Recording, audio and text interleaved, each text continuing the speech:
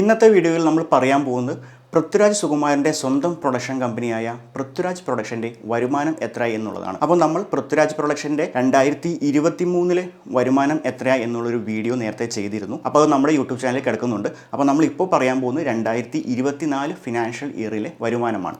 അപ്പോൾ ഈ 2024 ഫിനാൻഷ്യൽ ഇയറിൽ പൃഥ്വിരാജ് പ്രൊഡക്ഷൻ്റെ കീഴിൽ ഡയറക്റ്റായിട്ട് സിനിമ പ്രൊഡക്ഷൻ ഒന്നും വന്നില്ല.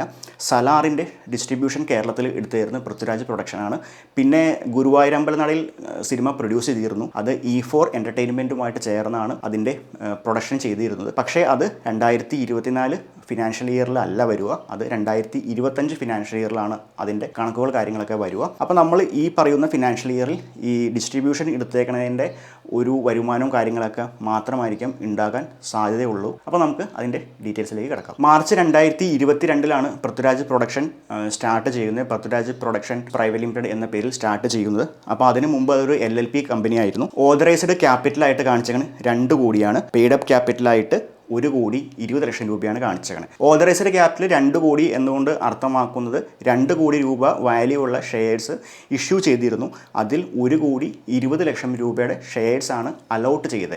ഇത് വേറൊരു രീതിയിൽ പറയുകയാണെങ്കിൽ 1,20,00,000 രൂപ ക്യാപിറ്റൽ വെച്ചിട്ടാണ് ഈ കമ്പനി സ്റ്റാർട്ട് ചെയ്തത് എന്നാണ്. അപ്പോൾ പൃഥ്വിരാജ് പ്രൊഡക്ഷൻ്റെ 100% ഷെയറും ഓൺ ചെയ്യുന്നത് പൃഥ്വിരാജും സുപ്രിയ മേനോനും കൂടിയാണ്. ഇവർ രണ്ടുപേരും 50% ഷെയർസ് വെച്ചിട്ടാണ് ഓൺ ചെയ്യുന്നത്. അപ്പോൾ നമുക്കിനി ഫിനാൻഷ്യൽ ഡീറ്റെയിൽസിലേക്ക് കിടക്കാം. റിസർവ് ആൻഡ് സർപ്ലസ് മണി ആയിട്ട് കാണിച്ചേക്കുന്നത് 31,27,00,000 രൂപയാണ്. ഷോർട്ട് ടൈം ബോറോവിംഗ് ആയിട്ട് ഒരു 9,30,00,000 രൂപ കാണിച്ചിട്ടുണ്ട്. അത് തൽക്കാലത്തേക്ക് എടുത്തേക്കണം കടം അങ്ങനെ രീതിയിലാണ് ഈ ഒരു സെക്ഷനിൽ വരിക. അല്ലെങ്കിൽ നമ്മളൊരു റോളിംഗ് എന്നൊക്കെ പറയുമല്ലോ, നമ്മൾ റോൾ ചെയ്യാനായിട്ട് ക്യാഷ് മേടിക്കുക, ആ ഒരു രീതിയിലാണ് ഈ ഷോർട്ട് ടൈം ബോറോവിംഗ് വരിക. ടാഞ്ചിബിൾ അസറ്റായിട്ട് കാണിച്ചേക്കുന്നത് 26,11,00,000 രൂപയാണ്. അപ്പോൾ പൃഥ്വിരാജിൻ്റെ കയ്യിലുള്ള ലക്ഷറി വാഹനങ്ങളെല്ലാം ഈ പൃഥ്വിരാജ് പ്രൊഡക്ഷൻ്റെ പേരിലുള്ളതായിരിക്കും.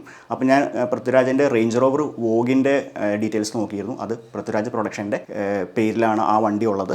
അപ്പോൾ അതുപോലെ തന്നെ ബാക്കിയുള്ള ലക്ഷറി കാറുകളും പ്രൊഡക്ഷൻ കമ്പനിയുടെ കീഴിലായിരിക്കും. അപ്പോൾ അതെല്ലാം കൂടെ കൂടിയായിരിക്കും ടാഞ്ചിബിൾ അസറ്റ് 26 കോടി വന്നേക്കണേ. ക്യാഷ് ആൻഡ് ബാങ്ക് ബാലൻസ് ആയിട്ട് കാണിച്ചേക്കണം 13,51,00,000 രൂപയാണ്.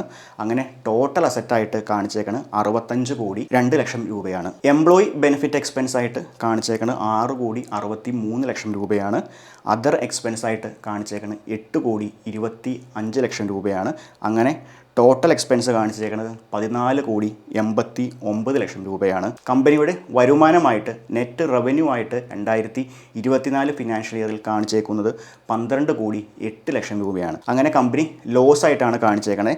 3,58,00,000 രൂപ ലോസ് ആയിട്ടാണ് 2024 ഫിനാൻഷ്യൽ ഇയറിൽ പൃഥ്വിരാജ് പ്രൊഡക്ഷൻ കാണിച്ചേക്കുന്നത്. അപ്പോൾ 2023 വരുമാനം ഞാൻ ജസ്റ്റ് ഒന്ന് മെൻഷൻ ചെയ്യാം. 2023 ഫിനാൻഷ്യൽ ഇയറിൽ പൃഥ്വിരാജ് പ്രൊഡക്ഷൻ്റെ വരുമാനം 72,17,00,000 രൂപയായിരുന്നു. 2023 പ്രോഫിറ്റ് മാത്രം 34,58,00,000 രൂപ ഉണ്ടായിരുന്നു. അതിൻ്റെ ഇൻകം ടാക്സ് മാത്രമായിട്ട് 11,83,00,000 രൂപ അടച്ചിട്ടുണ്ട്.